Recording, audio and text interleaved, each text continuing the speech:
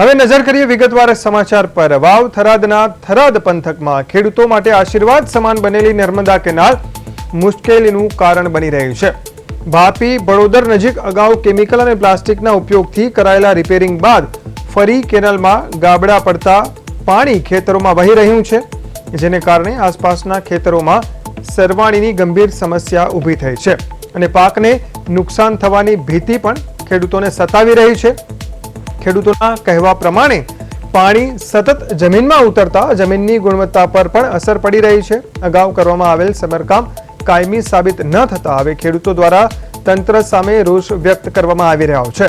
સાથે જ વિધાનસભાના અધ્યક્ષ અને ધારાસભ્ય શંકર ચૌધરી સમક્ષ મજબૂત અને કાયમી સમારકામ કરાવવામાં આવે તેવી માંગ ખેડૂતોએ કરી। ખેડૂતોનું કહેવું છે કે જો સમયસર યોગ્ય કાર્યવાહી નહીં થાય તો આવનારા સમયમાં તેમને ભારે નુકસાન ભોગવવાનો વારો પણ આવી શકે છે।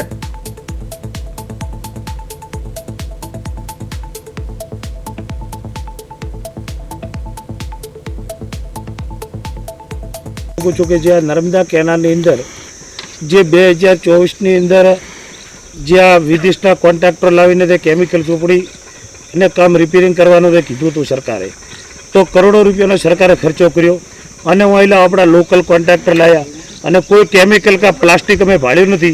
जे लोकल ने हाचोर ने अंदर मकान बनाववानो ने सोनो 2.5 रुपया 3 रुपया किलो आवे केनाल अंदर सोना सोपड़ी अने आ सरकारे ખેડૂતોને ડફોળ બનાવેલો। આપણે નદી આવે ને ખુશી ગયા પણ અત્યારે હારમાં થઈ ગયા ખાડામાં બધે પણ ખાડે હારમાં પડ્યા પ્લાસ્ટિક વાપરી ગયો પણ કોઈ સક્સેસ નથી અને જે મગ છે આપણે પ્લાસ્ટિક કરો પાત્રો અને જમીન તો ખૂબ છે ભાઈ રમપુરા છે આપણે ભાપી ભાઈ રમપુરા એમાં ખાડા ઘણા નર્મ હારવાની છે ફૂલ કોણ વડે સરકાર તો હવે બીજી કરે સારું છે એમાંથી।